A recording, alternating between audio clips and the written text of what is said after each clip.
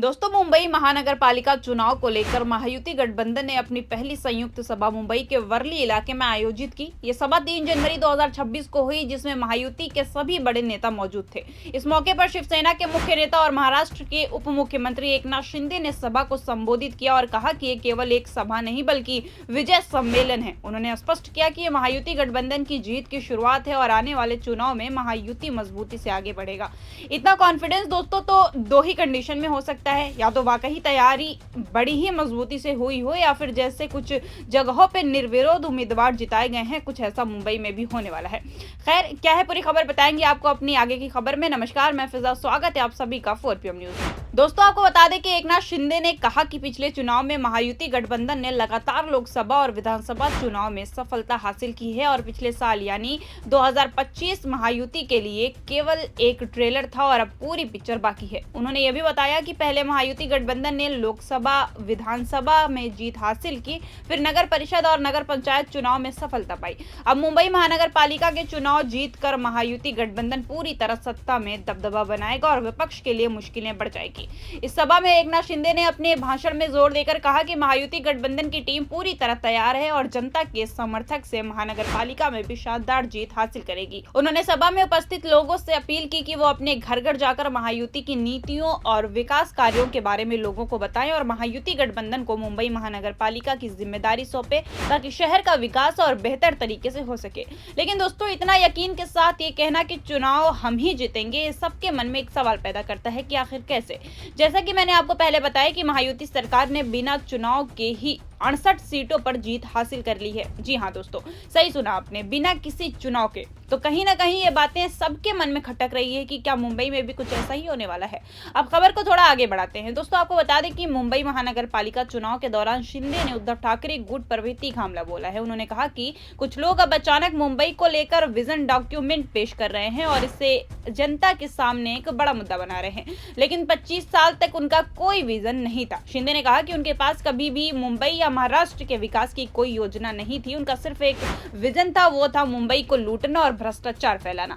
उनके लिए केवल बीएमसी की तिजोरी महत्वपूर्ण रही है और भ्रष्टाचार उनके लिए प्राथमिकता है। शिंदे ने साफ कहा कि इन लोगों के लिए करप्शन स्मार्ट है, यानी जहां टेंडर होता है वहां तुरंत सरेंडर कर दिया जाता है, जबकि महायुति और उनकी सरकार के लिए सबसे महत्वपूर्ण चीज है महाराष्ट्र का विकास और मुंबई की तरक्की। लेकिन दोस्तों, हाल ही में जो इल्जाम अजीत पवार ने बीजेपी पर लगाया है और ये भी कह रहे हैं कि सबूत है उनके पास, उसके बाद शिंदे का ये बयान उद्धव ठाकरे के लिए हजम नहीं हो रहा है।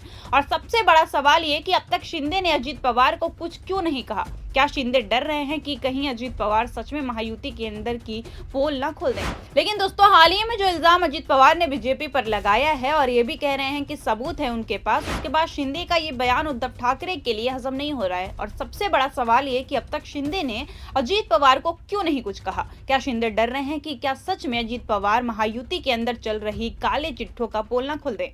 आपको बता दें दोस्तों कि एकनाथ शिंदे ने यूबीटी पर निशाना साधते हुए ये भी कहा कि चुनाव आते ही उन्हें मराठी आदमी याद आता है और उद्धव ठाकरे के लिए म का मतलब केवल मलिदा है, जबकि उनके लिए म का मतलब मराठी और महाराष्ट्र है। दोस्तों, शिंदे ने आरोप लगाया कि यूबीटी की वजह से मराठी लोग मुंबई के बाहर चले गए हैं और उनकी सरकार अब इसे सुधारने का काम कर रही है। उन्होंने यह भी बताया कि महायुति सरकार ने मराठी भाषा को अभिजात भाषा का दर्जा दिया है ताकि मराठी संस्कृति और भाषा को शहर से सम्मान मिल सके।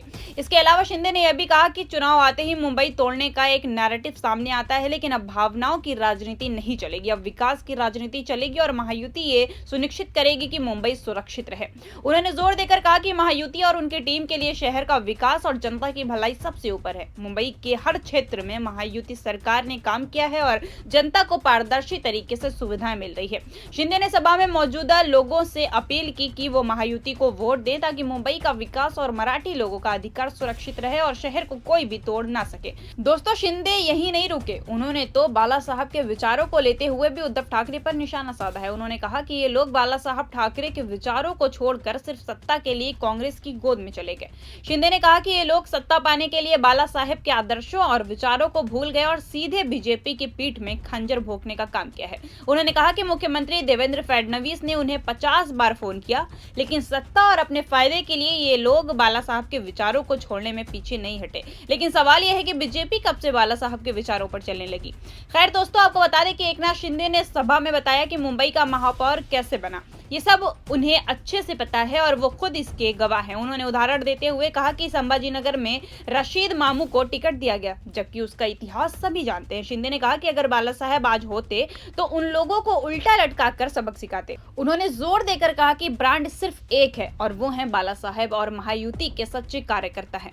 शिंदे ने सीधे सवाल की कि यूबीटी ने मुंबई के लिए क्या किया है। उन्होंने कहा कि इनके कार्यकाल में केवल घोटाले और भ्रष्टाचार हुए हैं। शिंदे ने आरोप लगाया कि यूबीटी ने खिचड़ी घोटाला, कोविड के दौरान बॉडी बैग घोटाला और मीठी नदी का घोटाला किया है। मीठी नदी का कॉन्ट्रैक्ट देने की बारी आई तो यूबीटी ने डीगो मौर्य को कॉन्ट्रैक्ट दे दिया, जबकि मराठी आदमी को कोई महत्व नहीं दिया गया। दोस्तों, अब जब शिंदे ने ये बात कही दिया है तो आइए अब थोड़ा शिंदे और बीजेपी को भी उनकी सच्चाई दिखाते हैं। दोस्तों, जैसा कि शिंदे ने कहा कि यूबीटी ने क्रिमिनल बैकग्राउंड के लोगों को टिकट दिया है, तो दोस्तों कुछ नाम मैं आपको दिखाती हूं जिसके खिलाफ केसेस तक दर्ज हैं। उसके बाद भी वो बीजेपी से चुनाव लड़ते आ रहे हैं। सबसे पहले एक सेंटेंस पढ़ती हूँ, जब भले लोग मिलकर काम करेंगे तब अपराधी शक्तियां काम नहीं कर पाएंगी। ये बात मैं नहीं कह रही, ये खुद प्रधानमंत्री नरेंद्र मोदी ने 18 अक्टूबर 2022 को एक कार्यक्रम में कही थी। दरअसल 2014 में जब बीजेपी के नेतृत्व में नरेंद्र मोदी की सरकार आई थी, तब लोगों को उम्मीद थी कि देश में कानून व्यवस्था सुधरेगी, लेकिन 2014 में बीजेपी की सरकार बनने के बाद सब उल्टा हो गया। इसके पीछे बड़ी वजह है कि सत्ताधारी पार्टी के 3 बड़े नेता ऐसे हैं जिन पर सबसे ज्यादा आपराधिक मामले केस दर्ज हैं। सवाल उठता है कि अगर सरकार में बैठे लोग ही अपराधियों के साथ हैं तो देश में कानून व्यवस्था कैसे सुधरेगी। और हैरानी की बात यह है कि बीजेपी ने इन तीनों नेताओं को चुनाव लड़ने के लिए टिकट भी दिया है। अब जनता के मन में बस एक ही सवाल है कि आखिर 3 नेता ये कौन है जिनको बीजेपी ने पार्टी से अपने टिकट दिया है। इस लिस्ट में पहला नाम है बीजेपी के सुरेंद्र का, जो केरल प्रदेश अध्यक्ष रह चुके हैं और वायनाड लोकसभा सीट से चुनाव लड़ चुके हैं। इस लिस्ट में दूसरा नाम है डॉक्टर के.एस. राधाकृष्णन का है, जो केरल बीजेपी से एक वरिष्ठ नेता है। उन्होंने अब तक लगभग 5 से 6 चुनाव लड़े हैं, जिनमें 2014, 2019 और 2024 के लोकसभा चुनाव शामिल हैं। तीसरा नाम बीजेपी का नेता अर्जुन सिंह का है, जो पश्चिम बंगाल के बैरकपुर क्षेत्र से आते हैं। 2019 में वो बैरकपुर से चुनाव लड़कर संसद पहुंचे थे। दोस्तों, ये वो 3 बड़े नाम हैं जो बीजेपी के माने जाने चेहरे हैं। अब सवाल ये है कि क्या बीजेपी अपने गिरबान में कभी झांकेगी या फिर विपक्ष के लोगों को ही जिम्मेदार ठहराएगी? आपको क्या लगता है दोस्तों, क्या है यही दोगलापन कहलाता है? हमें जरूर कमेंट करके बताएं, हम आपकी राय जरूर जानना चाहेंगे। तब तक के लिए नमस्कार, मिलते हैं आपसे एक बड़ी खबर के साथ।